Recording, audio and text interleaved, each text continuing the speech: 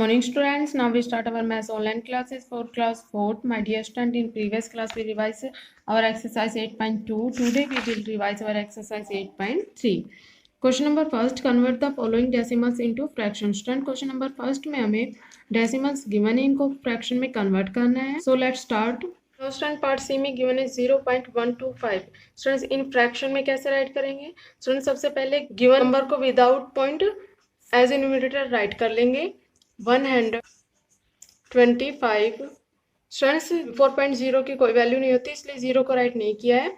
Now denominator क्या होगा students? Point change into 1. Now how many digits after point? 3 digits. So we write 30 right side of 1. So student 0.125 in fraction में क्या होगा? 125 divided by 1000. Now student part D में given है 2.75. Student in fraction में कैसे write करेंगे? पहले student without point given number को राइट कर लेंगे 275. Now student point change into 1. How many digits after point? 2 digits. So we write 20. So students 2.75 in fraction 275 divided by 100. Now student part E. Student part E में हमें given है 412. Student in fraction में क्या होगा? Students पहले given number को without point write कर लेंगे 512. Now denominator point change into 1. How many digits after point? 2 digits. So we write 20. So students 5.12 in fraction में क्या होगा? 512 divided by 100. I think students you understand. Question number second, convert the following fraction into decimals. Student question number second में हमें fraction में given है, इनको decimal में change करना है. Now part A, student part A में given है 7/10. Student इन decimal में कैसे write करेंगे? Students पहले numerator को same write कर देंगे. यहाँ पे क्या है 7. Now student denominator क्या है 10. 10 में कितनी 0? 1 0. So student right side से 1 digit काउंट करेंगे, point put कर देंगे 1 point. Student 0 as whole number write कर देंगे. सो स्टूडेंट 7/10 इन डेसिमल में क्या होगा? 0.7. नाउ स्टूडेंट पार्ट डी में गिवन है 23 divided by 100. Student in decimal में कैसे राइट करेंगे? पहले न्यूमरेटर सेम राइट कर लेंगे 23. नाउ स्टूडेंट्स 100 में कितनी 0? 20. राइट साइड से 2 डिजिट काउंट करेंगे 1 and 2. पॉइंट पुट कर देंगे. Now 0 as a whole number. So students in decimal में 23/100 क्या होगा? 0.23. नाउ स्टूडेंट पार्ट एफ में हमें गिवन है 88/1000. स्टूडेंट इन डेसिमल कैसे राइट करेंगे? पहले न्यूमरेटर को सेम राइट कर लेंगे 88. नाउ स्टूडेंट्स 1000 में कितनी 0? 30. राइट साइड से 3 डिजिट काउंट करेंगे 1 and 2. Student third digit given नहीं है तो वो 0 राइट कर लेंगे. Now students 1 2 and 3 digits point put कर देंगे, 0 as a whole number write कर देंगे. सो स्टूडेंट्स 88/1000 इन डेसिमल में क्या होगा? 0.088. I think students you understand. Now we do next question. Number third, identify the like unlike and equivalent decimal from the following pairs. Student question number third में हमें ये pairs given है, इनमें like unlike and equivalent decimals को identify करना है. Now student first of all we understand like unlike and equivalent decimals. Like decimal students ऐसे decimals जिनमें point के बाद same number of digits होते हैं like decimal कहलाते हैं. For example student 0.44, 1.23, 9.61. students इन सभी में point के बाद 2 digits है, means same digits है, ये like decimal है. Now student unlike decimals. Students ऐसे डेसिमल्स जिनमें पॉइंट के बाद सेम डिजिट्स नहीं होते हैं वो अनलाइक डेसिमल कहलाते हैं. For example 0.3, 0.51, 0.827. स्टूडेंट्स फर्स्ट में 1 डिजिट है पॉइंट के बाद, सेकंड में 2 डिजिट्स है पॉइंट के बाद, और थर्ड में पॉइंट के बाद 3 डिजिट्स है. स्टूडेंट्स ये कैसे डेसिमल है? Unlike decimals. Equivalent decimal. Students ऐसे अनलाइक डेसिमल जिनकी सेम वैल्यू होती है वो इक्विवेलेंट डेसिमल कहलाते हैं. For example students 4 10 equal 0.4, 400th 0.40 and 400,000 0.400. Remember, adding or removing 0 at the end of decimal does not change its value. Decimal के end में 0 add करने और रिमूव करने से उसकी वैल्यू चेंज नहीं होती. फ्रेंड्स ये सभी इक्विवेलेंट डेसिमल है, 0.4, 0.40 and 0.400. पार्ट सी में हमें गिवन है स्टूडेंट 3.141 and 1.2. स्टूडेंट्स ये 2 डेसिमल्स गिवन है. स्टूडेंट्स इनमें पॉइंट के बाद नंबर ऑफ डिजिट्स सेम नहीं है, या 3 डिजिट्स गिवन है या 1 डिजिट गिवन है. सो स्टूडेंट्स ये कैसे डेसिमल्स है? Answer unlike decimals.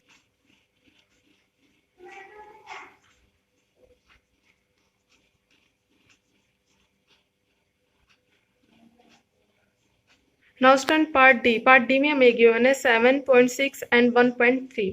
Student point के बाद सेम डिजिट्स है, यहाँ भी पॉइंट के बाद 1 डिजिट है, यहाँ भी 1 डिजिट है। सो स्टूडेंट्स ये कैसे डेसिमल है? Answer like decimals.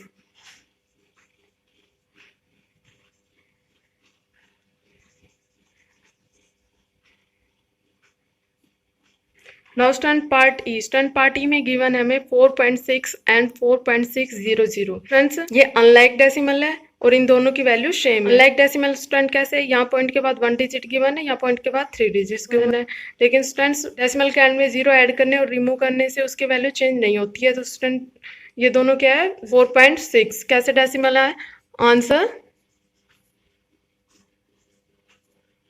Equivalent decimal.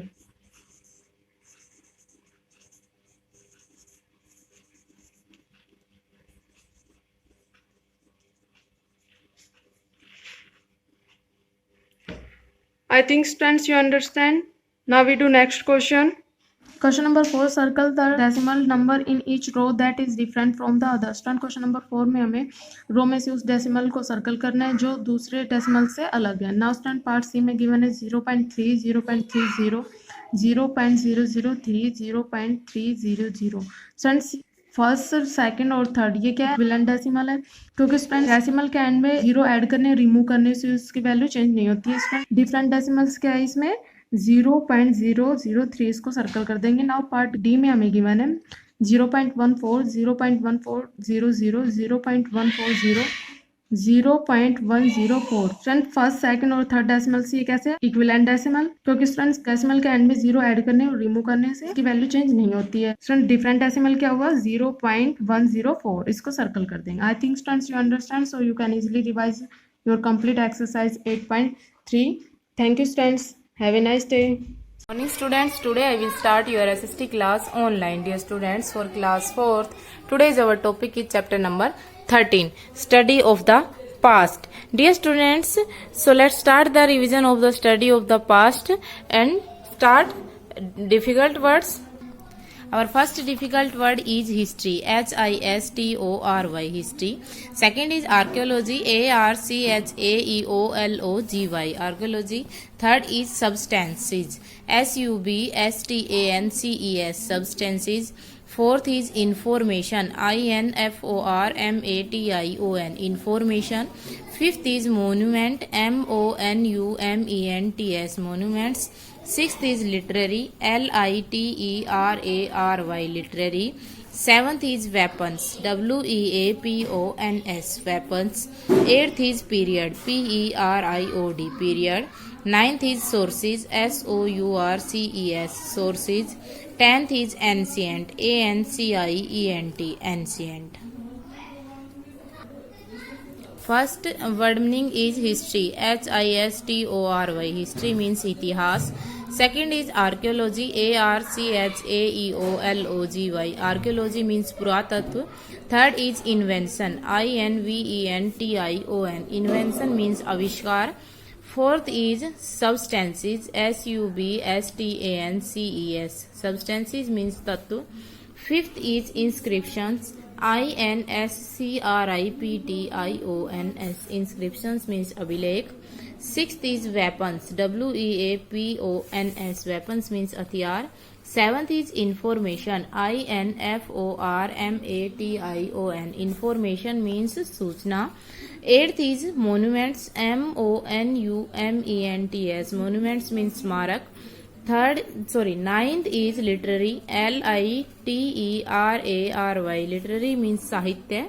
10th is ancient, ancient means prachin. So dear students, I hope you understand these difficult words and word meaning. You learn completely these difficult words and word meanings with spelling. Hello student of 4th class, a very good morning to all of you. Students, I am Simran ma'am, English teacher. In previous class, we have done our 7th topic, and now in this class we will start our next topic of English grammar revision. Our next topic name is the noun. So let's start. Read the following sentence carefully.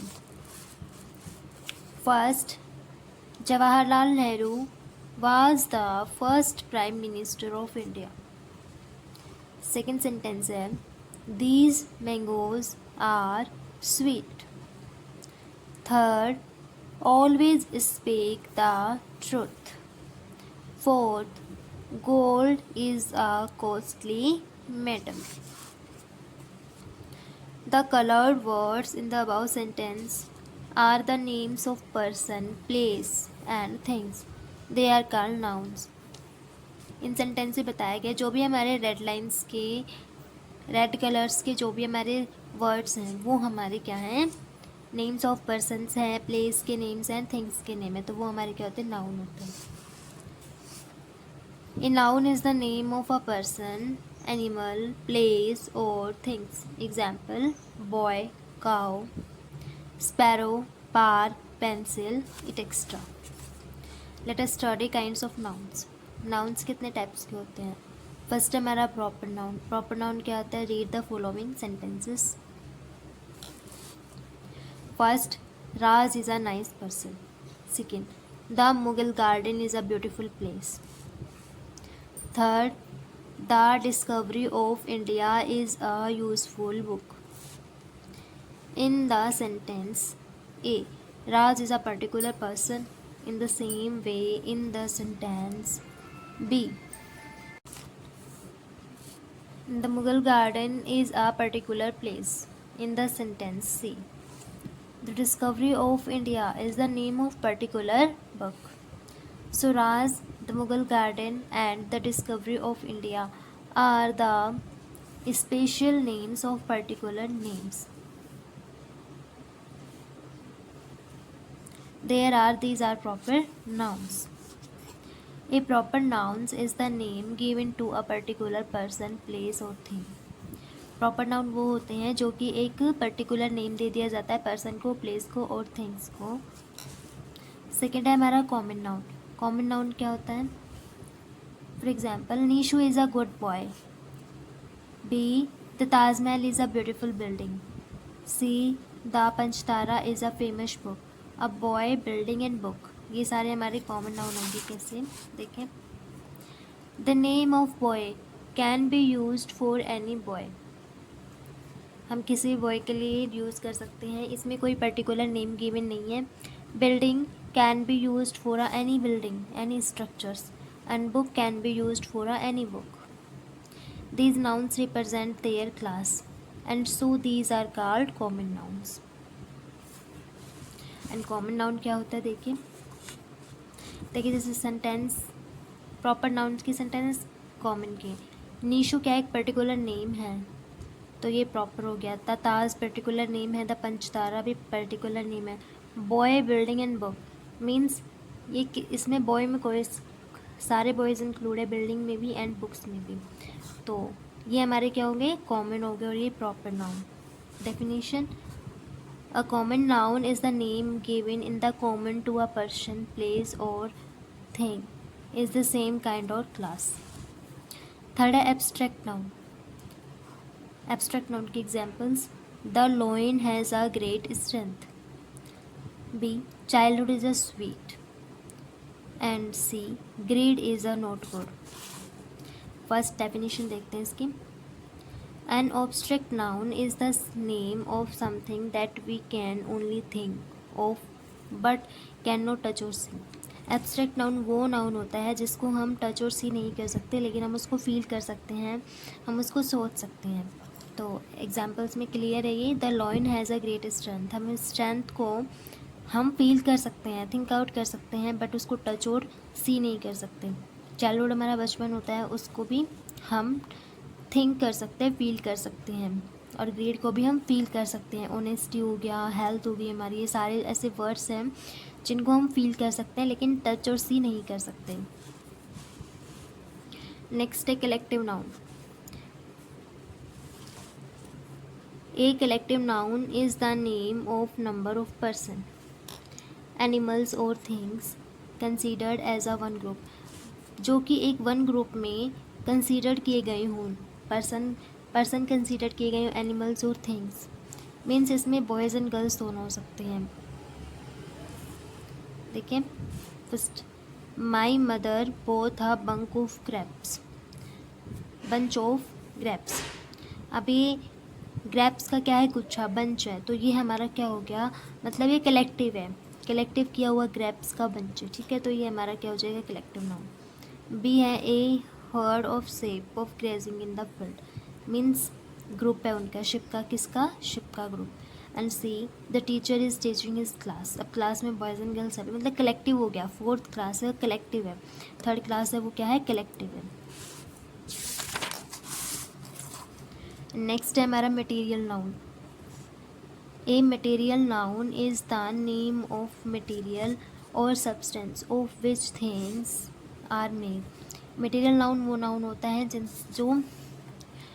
जो material और substance use किया जाता है कुछ चीज़ बनाने के लिए। For example my chair is made of would, अब इसमें वुड क्या हो गया, हमारा मटेरियल हो गया, वुड की मटेरियल से हमने चेयर को मेक किया है। बी है iron is used for make a building, अब बिल्डिंग हमने किससे बनाई है, आयरन से, तो आयरन हमारा क्या हो गया, मटेरियल नाउन। सी है milk is used for make curd, अब इसमें मिल्क क्या हो जाएगा, हमारा मटेरियल नाउन। एंड जो स्टूडेंट्स, ये आपका होमवर्क है, exercise A, pick out the proper and common noun in the following sentence and the put them against each sentence.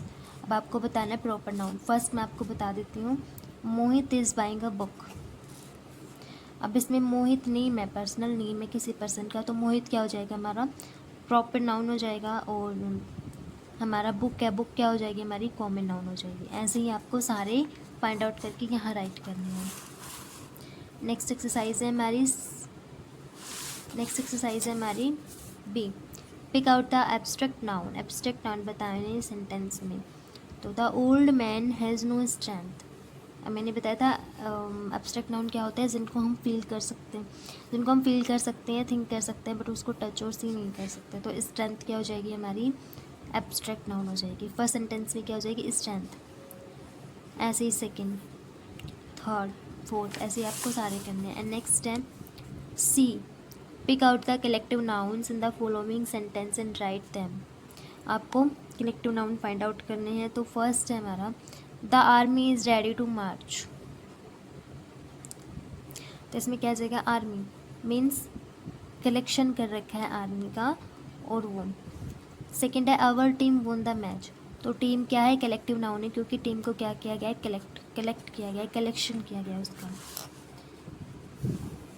Next है exercise D, pick out the material nouns in the following sentence, write them in the given space. First है the ship gives us wool. अब इसमें वूल है, वो क्या है, material है, क्योंकि वूल मटेरियल किस लिए है, बिकॉज वूल से हम क्या क्या बना सकते हैं, बहुत कुछ बना सकते हैं, तो वूल एज ए मटेरियल यूज़ होता है। ऐसे ही आपको सारे फाइंड आउट करके यहाँ राइट करने हैं। And so students, thank you and have a nice day. Good morning students, मैं मुकेश मैडम, आपकी हिंदी अध्यापिका, एमएलपी इंटरनेशनल स्कूल राजपुरा से। बच्चों का कक्षा 4 में मैं करा रही हूँ आज SA1 का हिंदी ग्रामर का रिवीजन शुरू करा रही हूँ। तो पाठ 1 करेंगे, भाषा और व्याकरण। अब आप भाषा को समझने और प्रयोग करने लगे हो। अब आप शब्दों को ठीक तरह से बोल और लिख लेते हो। जब आपसे कोई कुछ कहता है तो आप उसकी बात को समझ लेते हो। अब आप शब्दों के अर्थ समझने लगे हो। लिखी गई बात को भी आप ठीक तरह पढ़ लेते हो। आइए आपके भाषा ज्ञान को आगे के मार्ग पर ले चलते हैं। हम अपनी बात दूसरों तक बोलकर या लिखकर पहुंचाते हैं, वहीं दूसरों की बात को हम सुनकर या पढ़कर समझते हैं। इस बात को तुम चित्रों की सहायता से समझो। हिंदी हमारी राष्ट्रभाषा है, ये बात अध्यापिका कैसे बता रही है, बोलकर। मेरा नाम वसंत है, ये लड़का है अपने दोस्त को अपना नाम कैसे बता रहा है, बोलकर। यहाँ एक लड़की है जो पढ़ रही है अपनी पुस्तक में, तो ये लिखा हुआ पढ़ रही है। सॉरी, ये जो लड़की का चित्र है, इसमें लड़की कलम से लिख रही है अपनी नोटबुक में, तो ये लिखने का काम कर रही है, बोलने का काम नहीं कर रही है। इधर देखिए, हम सब भारतीय हैं, ये अध्यापिका ब्लैक बोर्ड पर लिख रही है। इधर चित्र में एक आदमी समाचार सुन रहा है, सुनने का काम कर रहा है, और इस चित्र में एक लड़का समाचार पत्र पढ़ रहा है। ठीक है। ऊपर के चित्रों में कुछ लोग अपनी बात को बोलकर समझा रहे हैं और कुछ लिखकर। वही कुछ लोग बात को सुनकर समझ रहे हैं और कुछ लोग पढ़कर। ठीक है। तो फिर भाषा की परिभाषा क्या बनेगी? हम अपने भावों और विचारों को बोलकर या लिखकर प्रकट करने के लिए एक साधन का प्रयोग करते हैं, यही साधन भाषा कहलाता है। हम अपने भावों और विचारों को बोलकर या लिखकर प्रकट करने के लिए एक साधन का प्रयोग करते हैं, यही साधन भाषा कहलाता है। जब हम अपनी बात को बोलकर कहते हैं तो भाषा का यह रूप मौखिक भाषा कहलाता है। मौखिक मतलब मुख से निकला और कान तक पहुंचा हुआ। ठीक है। तो जब हम अपनी बात को बोलकर कहते हैं तो भाषा का कौन सा रूप होता है? वो मौखिक रूप। जब हम अपनी बात को लिखकर समझाते हैं तो भाषा का यह रूप लिखित भाषा कहलाता है। इस तरह भाषा के दो रूप होते हैं, मौखिक और लिखित। ठीक है। कितने रूप होते हैं भाषा के? दो, मौखिक और लिखित। हमारा भारत एक विशाल देश है। यहाँ प्रत्येक राज्य और प्रांत की अपनी भाषाएं और बोलियां हैं। सच तो यह है कि भाषा किसी की निजी संपत्ति नहीं होती, यह तो केवल विचार प्रकट करने का माध्यम है। फिर भी अपनी भाषा से विशेष प्यार होना कोई बुरी बात नहीं है, बल्कि अच्छी बात है। आइए अपने देश की सैर करते हुए वहाँ की भाषाओं से मिलें। इधर ये राज्य दे रखे हैं और उनमें बोली जाने वाली भाषाएं दे रखी है। जम्मू कश्मीर जो राज्य है उसमें बोली जाती है उर्दू और कश्मीरी। पंजाब में पंजाबी, उत्तर प्रदेश में हिंदी, महाराष्ट्र में मराठी, गुजरात में गुजराती, गोवा में कोंकणी, कर्नाटक में कन्नड़, आंध्र प्रदेश में तेलुगु, केरल में मलयालम, उड़ीसा में उड़िया और पश्चिम बंगाल में बंगाली। हिंदी सारे देश की भाषा है। यह पूरे भारत में बोली समझी जाती है, इसलिए इसे राष्ट्रभाषा का दर्जा दिया गया है। क्यों मिला हिंदी को राष्ट्रभाषा का दर्जा? क्योंकि ये बहुत बड़े क्षेत्र में बोली जाती है भारत के, इसलिए इसको राष्ट्रभाषा का दर्जा प्राप्त हुआ है। प्रत्येक भाषा को बोलने लिखने के अपने नियम मर्यादाएं हैं। इन नियम मर्यादाओं की जानकारी उस भाषा का व्याकरण देता है। इसलिए भाषा के अच्छे ज्ञान के लिए व्याकरण की अच्छी जानकारी होनी चाहिए। मीनू ने बोर्ड पर एक शब्द लिखा, आशीर्वाद। क्या यह सही है? नहीं है, यह कोई शब्द नहीं होता। मीनू को व्याकरण की जानकारी नहीं है। अब वासु ने लिखा आशीर्वाद। हाँ, ये सही है। सही गलत का ज्ञान किसने कराया? व्याकरण ने। धन्यवाद व्याकरण।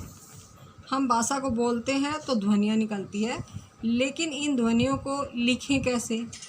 बोली गई ध्वनियों को लिखने के लिए कुछ निश्चित चिन्ह दिए गए हैं। ये चिन्ह उस भाषा की लिपि कहलाते हैं, अर्थात भाषा को लिखने का ढंग लिपि कहलाता है। प्रत्येक भाषा की अपनी लिपि होती है। आइए कुछ भाषाओं की लिपियों से मिल लें।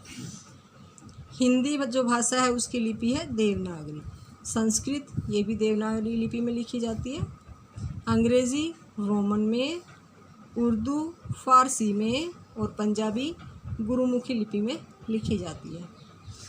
तो बच्चों, ये पाठ मैंने आपको पढ़ाया, आपको समझ में आ गया होगा।